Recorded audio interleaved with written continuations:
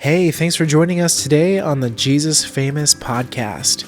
Today we're talking all about work and what godly work is compared to what godly rest is, and how we can find a delicate balance in our lives. We also talk about how we can bring our faith into our workplace and what it means to truly develop a character of great quality work, and how God has implemented work from the beginning of time.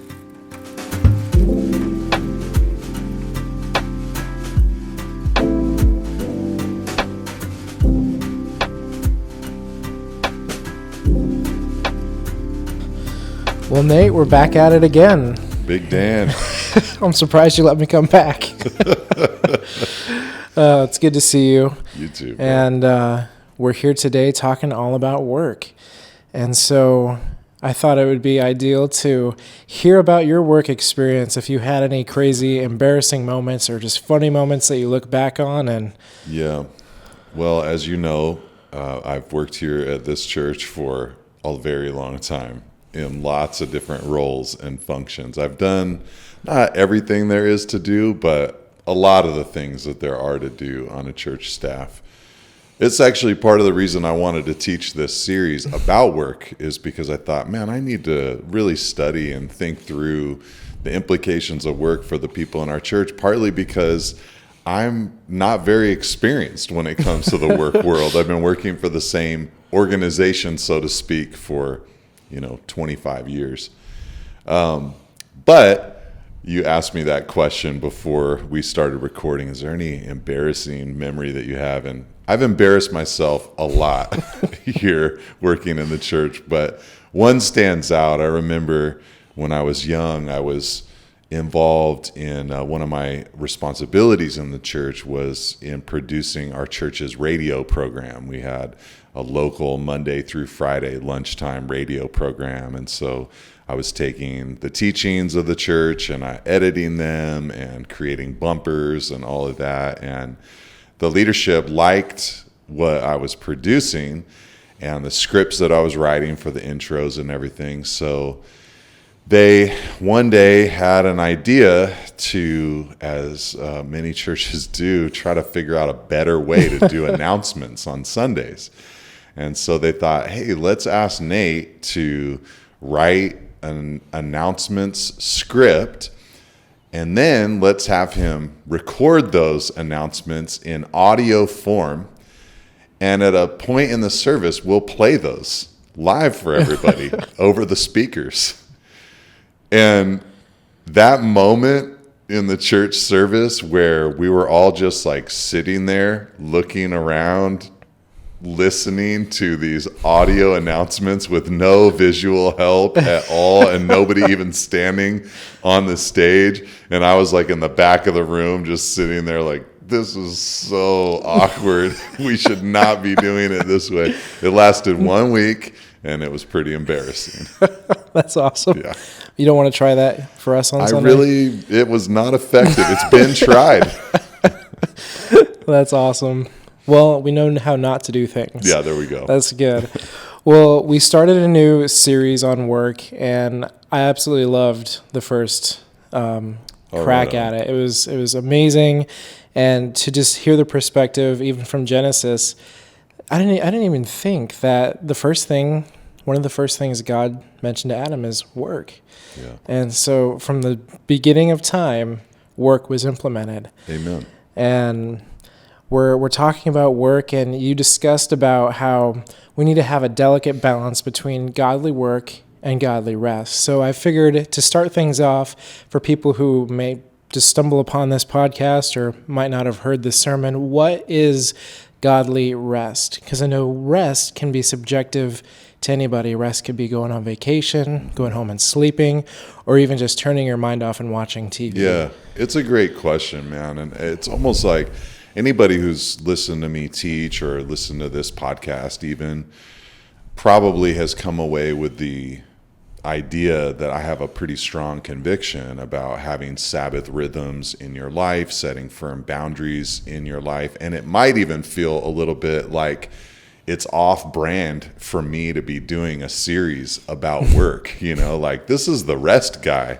This guy is always talking about, turning it off and, focusing on your family and taking a real vacation, and stuff like that. But I think the missing component there that people might not realize is that the reason, in part, that I talk about that stuff so much is because I love work and could very easily be a work addict who overworks, who, I love goal setting, and, I'm not bummed out when it's a work day. I'm happy to do what I do. And that doesn't mean that every day of my pastoral life is easy, or that it's always fun, or that it's even always progressive in the sense that we accomplish something significant that day. It's just that I like working. I like grinding. I like slowly churning out work that takes a number of years to accomplish. I like all that. Don't get me wrong. I like vacation and I like rest and I like my days off also. But I think the reason for me why they've had so much importance in my life is because of the work aspect and dynamic. So to me, I think part of the answer to your question, how do you know? I mean, because the reality is, later on in the series, I'm going to talk about how to do good work. And one of the things that I want to draw out is the principle of Sabbath and rest and all of that as a way to prepare you for doing better work. That's the way I think, at least, about a Sabbath each week or a really good vacation. It's not that I'm recovering necessarily or exclusively from what came before. It's that I'm preparing for what is coming after. So a good friend of mine asked me the other day on a little channel that we use to kind of talk about pastoral stuff. He said, "Hey man, my family and I, we're getting ready this summer to go on our first long vacation where we'll be away from the church and those responsibilities for a few weeks. What are some things that have worked for you? What are some best practices?" And one of the things that I shared with him was, hey, well, for us, when we do that, the last couple of days of our time away, and we take a big block each summer, the last couple of days, we're really talking about the next year. We're really thinking about the next year. And we sit down with our calendars and we kind of plot out what we want our rhythms to look like for the year that's coming. So we're not just in a coma recovering from the chaos of life and work and ministry.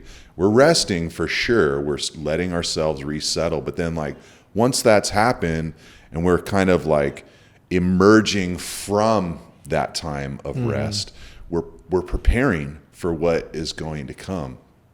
So maybe a good answer to the question that you're asking, how do you find that balance, is, well, if you're sensing, if you never have the sense that you need Sabbath to recover, then probably you're not working that hard. And if your Sabbath can't even get you to full recovery and then into anticipation of what's coming, then maybe you're working too hard. So perhaps the act of slowing down for that 24-hour period of time each week, or that one full workday each week, just kind of monitoring how effective it's been. Is it enough to help you recover? Then that's a good sign. And is it enough to help you launch into what's coming in the week to come? Then that's a good sign. But if it's not sufficient, then maybe there's some overwork that's there. And if it's not needed, then there's probably some underwork that's there. What would you say is a good restful activity for you when you are recovering or trying to prepare? I was talking about our work series with a buddy of mine, and we were talking about the rest. And for him, rest is, I'm going to go back and watch Netflix for 8 hours a day and binge. For me, I like to get out into nature and just really focus on creation and things like that. But there are also times where I want to go binge Netflix but that's not necessarily healthy. Is it okay to have those unhealthy rest moments? Yeah, that's a great question. And I don't want to put too fine of an edge on it because everybody is different, just like you illustrated with you and your friend. You guys are two different people, same species, but just wired differently, right? Yeah. So we go through different seasons of life, even where something that was restorative for us at one point of life isn't as restorative for us at another.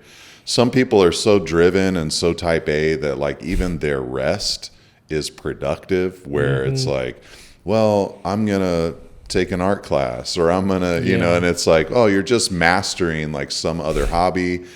That might not even be restful for you. So really make sure that it is rest for you. What your friend is talking about is passive consumption. And for me, I do enjoy a decent amount of passive consumption in my times of rest, but I just think it's good to keep it in balance and to keep it in check, because to me, as I've just kind of watched my own life, a lot of times passive consumption, it's like a pause on real rest, where nothing's really happening there. I'm not being restored in my mind or my spirit or my soul. My body might be being restored a little bit, but here's the thing. I don't have a physical labor job.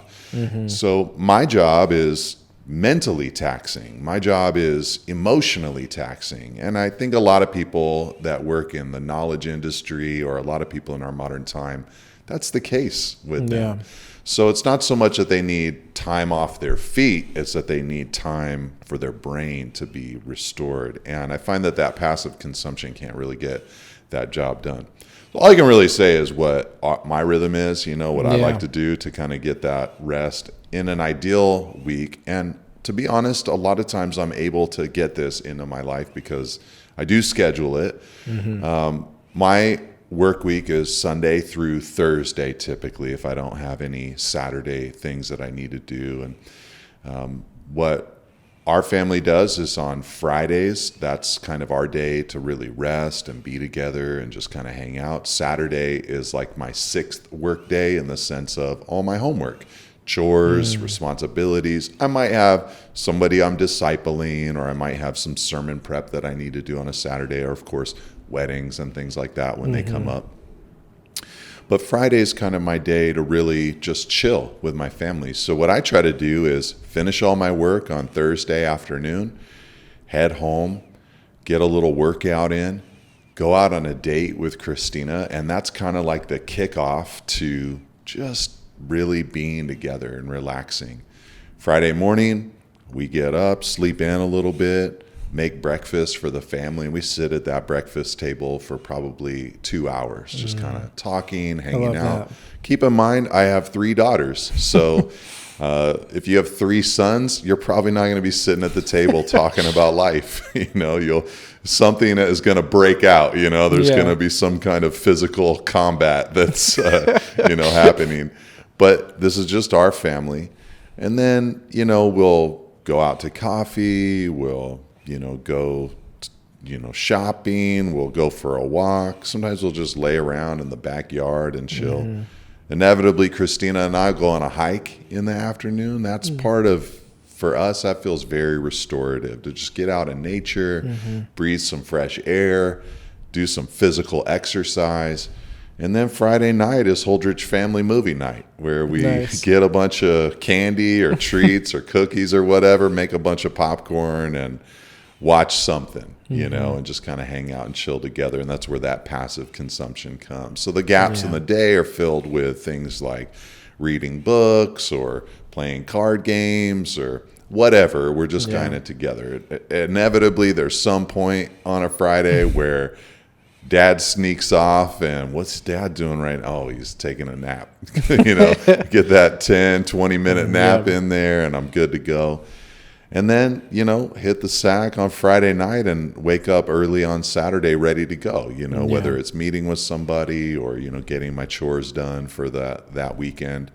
But that for us and for me has been, really restorative. I'm just describing right now. I'm not prescribing. I'm not saying that's what everybody else needs to do or how it needs to work for them. And every family's different. We've chosen to homeschool our kids, so they basically go to MPC when they're in high school. So for the most part, that means that they can be available on Fridays. Yeah. But even now, some of them are working and they've got classes that sometimes interfere with the Friday thing.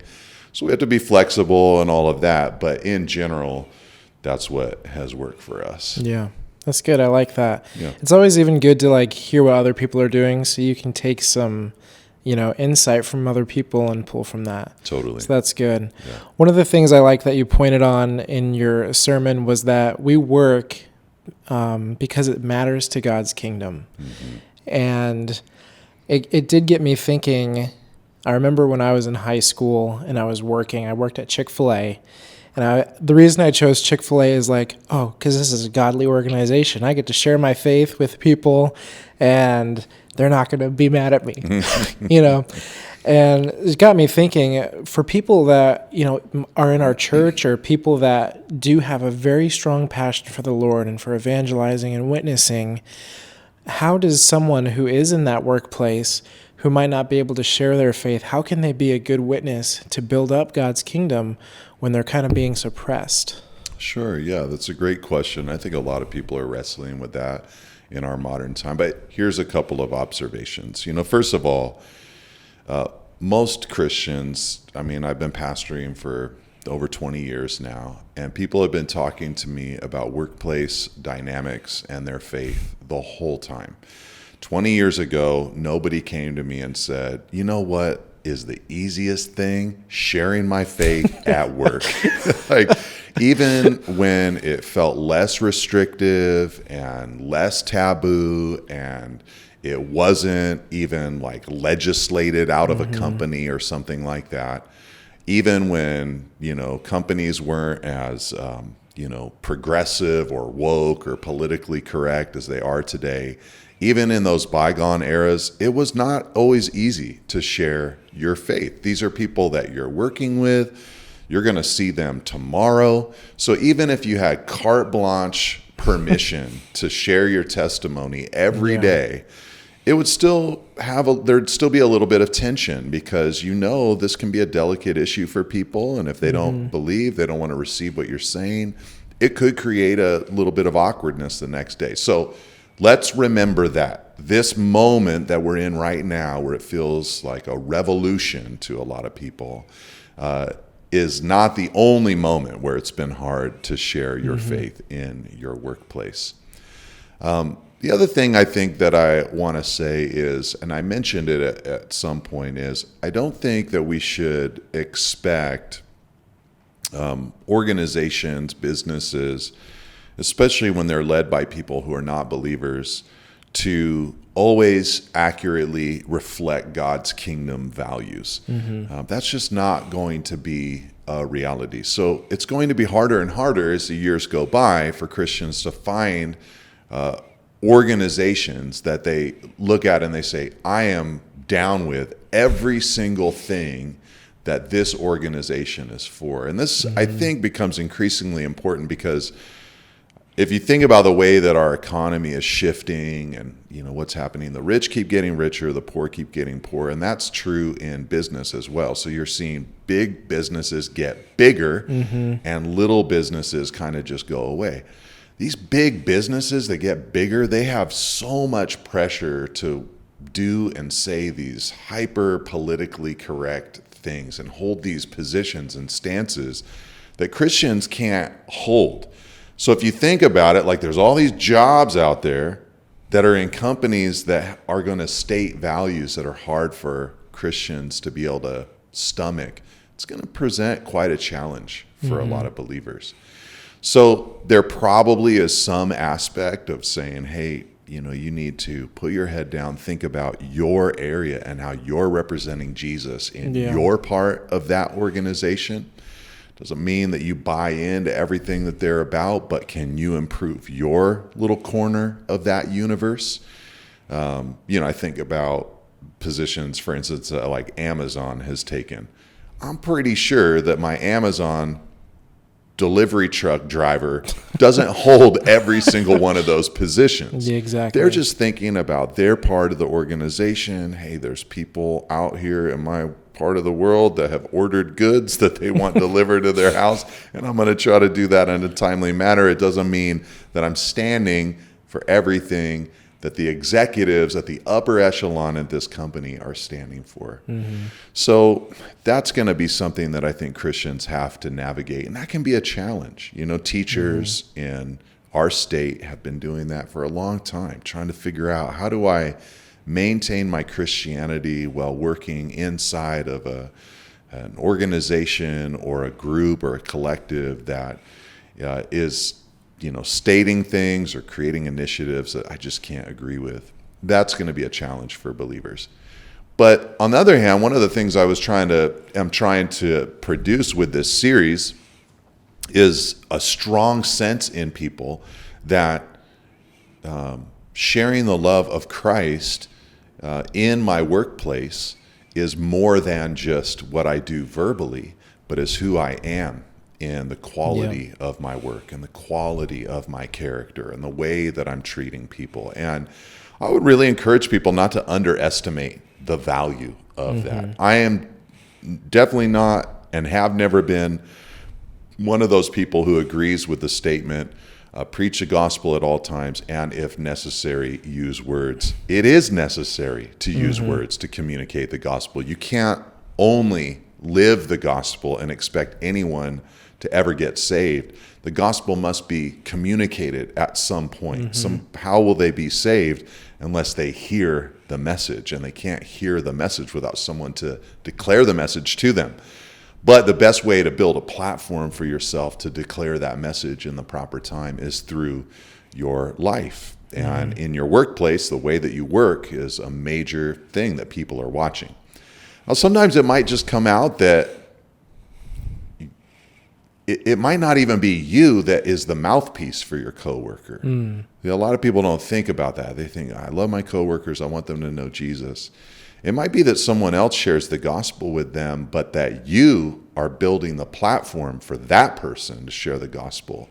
Because through the quality of your life, as that person, is being told the gospel, they're thinking, I've got a coworker, this guy named Dan. He's like the nicest, kindest, hardest working guy. And I've figured out that he's a Christian. And now I'm hearing this message. That makes sense to me. I like at least the kind of person that I've seen in this one instance of what a believer is. So, that we would be people who don't underestimate that. Yeah. And then I think when it comes to personal conversation, just being willing to, I think sometimes we put a pressure on ourselves to seal the deal.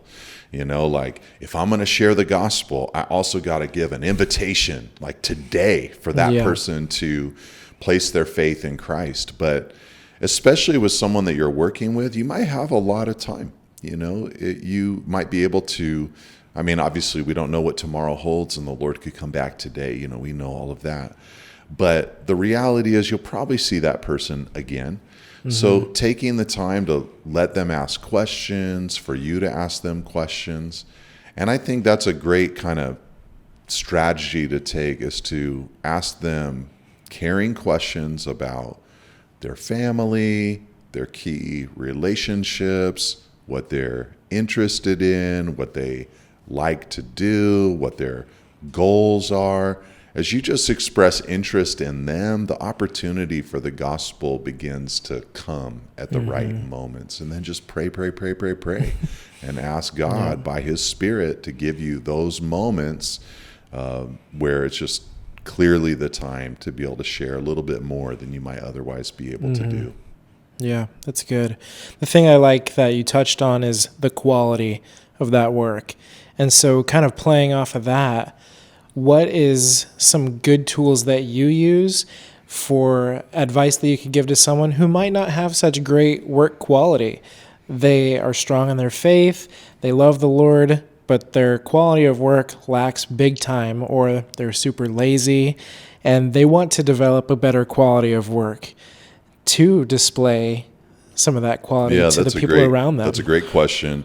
And I don't want to spoil my coming teaching because I am going to do a full study on how to do good work. And I was looking at my preparation I've done so far for this series, and I thought to myself the other day, I thought I might need to split that teaching up into two because there's a lot that I'd like to say on that subject. But one of the things I'm going to talk about when we get to that portion about how to do good work, one thing I want to try to do is draw the connection between the spiritual disciplines and the quality of our work. I think a lot of people don't understand how things like solitude or prayer or Bible reading or fellowship or corporate worship do anything to change the quality of their work, but they do. When you become a person who's able to practice the spiritual disciplines, in a sense, you're becoming a person who's able to do hard things, counterintuitive things. Yeah. So that would be one area of your life, like maintain your inner person, maintain your walk with God, because that actually will strengthen you for the work that you're doing. I think another thing that I would say is in your workplace, there's somebody who's crushing it. See if you can glean from them and even be mentored by them about how they do what they do. You have to become a perpetual learner if you want to increase your work skill. Everybody learns in a different kind of way, or at least that's what we've been told. I'm not sure that I buy that as much as we're often told. I'm a finger painter. I don't know that that's always the case, I think. But if you can become, for instance, a reader, there's so much out there that can help you improve your either organizational skills, your planning ability, your leadership skills. So there's a lot of ways to grow just by learning from other people. So it might be a podcast that you want to follow or books that you want to read that help you grow and increase. But again, going to the person who's actually doing it and saying, how are you doing this? And then, honestly, your church life can help you in some significant ways because, like you mentioned, sloth, for instance. Well, that's a sin, and we are fleshly people. So our flesh, that flesh part of us, wants to do things that feel good. And in the moment, it feels good to be slothful. So how do we combat sins? Well, you confess them to God, but you also confess them to your brothers or your sisters in Christ. You ask for prayer. You seek counsel about how to overcome. You make commitments to God and to your fellow church member to say, I'm not doing this anymore. And you begin progressing out of that, trusting that the Spirit is going to sanctify you for it. So for the parts of your work that aren't quality because of sin, not just like sin in the universe, but sin like in you. A lot of the regular things that you do for, regular sin in your everyday life or relationships are what will help you in your workplace as well. It's good. I really look forward to hearing that part of the series. But to wrap it up, your final point, you spoke about how our work is forever. And I would be remiss if I wasn't honest, and I was shocked when you heard this. We're going to be working in heaven. It's not going to be like we're sitting on a cloud, just chilling in a mansion. Like, we're going to be working. What are your thoughts on that? Like, for people that might not have listened to the sermon, what are we going to be doing in heaven? Yeah, excellent. Well, I mean, again, where am I getting that from? I'm getting that from, the nature of God. He appears when things are not broken and he's working. Then in the Garden of Eden, when everything is perfect and beautiful and there's no sin and it's God and man and paradise, Adam is working. And then in the book of Revelation, when sin goes away and Jesus comes and rules and reigns first on earth and then in the new heavens and the new earth, it's implicit, it's implied, but it's clear that we're ruling with Jesus. There's talk of nations. There's talk of culture or societies that are being represented in God's throne room. And so you just imagine, like, well, how's that going to work? How do things like ruling and reigning, how do things like nations or cultures or societies, how do they function if somebody isn't doing something? Yeah. So maybe the better way to think about it, I mean, God did put Adam in the garden to work or to tend the garden, so that's a job. But I think when we consider work, we think about something that can be a pain or that we'd rather not do. But perhaps we could think about it more like functioning. How will we be functioning in eternity? Will we be in this comatose state? Will we be in a Zen-like experience where we're just like having our eyes closed and we're like trying to concentrate on nothing? Like, no, that's not what's going to happen. We're going to be fully functioning as human beings. So if Adam was a fully functioning human tending the garden, and he wasn't like angry about it or like, man, this is such a bummer. Why did God make me? I got to like deal with this garden. It was something good and beautiful and wonderful for him. We're going to be fully functioning there in eternity. So I just imagine that there is going to be something for us to do. And I would imagine that God will allow that to be productive. I think, for instance, just because we go to heaven doesn't mean that we're going to have omniscience, for instance. We'll still be created beings. We'll be eternal. We'll know him as we're known, it says in 1 John. But we're not going to be omniscient. We're not just going to automatically know everything that there is to know. That belongs to God. So could we be learning for all of eternity? I think we will be learning for all of eternity. Yeah. Otherwise, we would know everything and God would, we'd be equal to him. So our work might involve learning. It might involve building or developing. I don't really know exactly what it's going to look like. But the bodies that we receive, according to 1 Corinthians chapter 15, these bodies are like a seed of that body, but there is a resemblance. So would it surprise me if there was food? No, not at all. When Jesus rose from the dead, he was able to eat in that resurrected state. So that means that someone's probably going to be making that food and they'll probably be really good at it. And I would imagine they'd have like incredible joy from doing it. There won't be any waste. There won't be any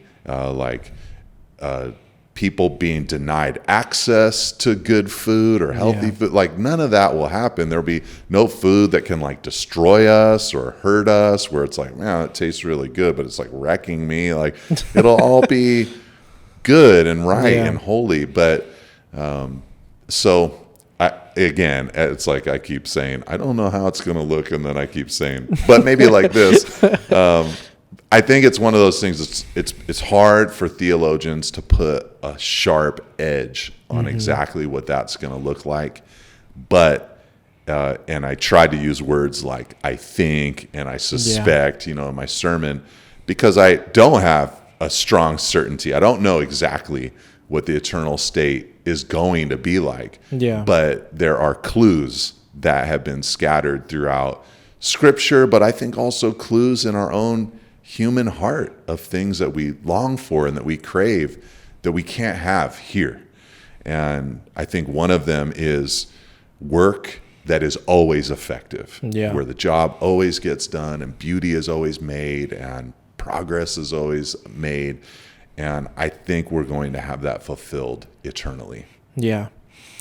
Well, I love all of that, and I'm super excited to continue this series with you. And work is a huge part of our life. And a lot of the people that are probably listening to this are on their way to work, driving to work, doing work while this is playing in the background. And so it's great to get this new perspective on work, godly rest, and to hear what the Bible even has to say about work. And so if you guys are listening to this right now and you're doing work, this is what it's about. Go to calvary.com to hear Pastor Nate's messages on work and what godly work is.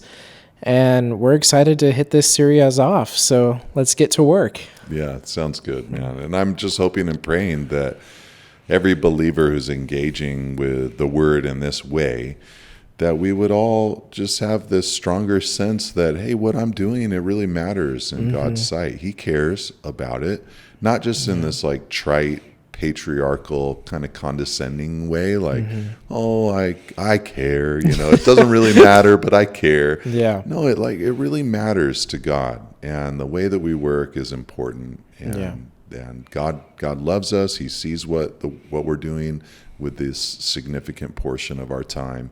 And so my prayer is that we'd all kind of leave this study saying, oh, I'm so thankful that God made work.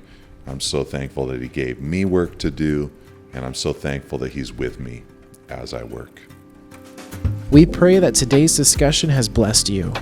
For more information and to take the discussion further, you can visit nateholdridge.com for additional articles and content. If you enjoyed today's episode, please like, subscribe, and share so we can continue to reach people and make Jesus famous in our lives and the lives around us. Until next time, God bless.